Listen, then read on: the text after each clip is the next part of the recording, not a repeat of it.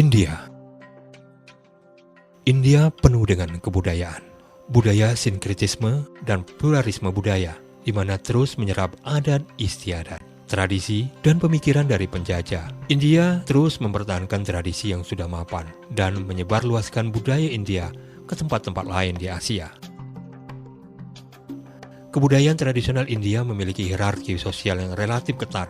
Sejak usia dini, anak-anak diajari tentang peran dan kedudukan mereka dalam masyarakat. Tradisi ini diperkuat dengan kepercayaan kepada dewa-dewa dan roh yang dianggap berperan penting dan tak terpisahkan dari kehidupan mereka. Dalam sistem kasta di India, ditetapkan stratifikasi sosial dan pembatasan dalam kehidupan sosial di India. Kelas-kelas sosial dibentuk oleh ribuan kelompok herediter yang mempraktikkan endogami yang umum disebut jati atau kasta. Orang India sangat menghargai nilai-nilai kekeluargaan tradisional.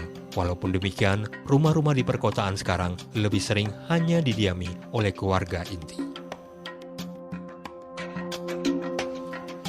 Arsitektur India sangat melambangkan kebinekaan kebudayaan India. Sebagian besar diantaranya termasuk monumen megah seperti Taj Mahal dan bangunan berarsitektur Mughal di India Selatan yang merupakan campuran dari tradisi kuno dan beraneka ragam tradisi lokal dari berbagai wilayah di India dan luar negeri.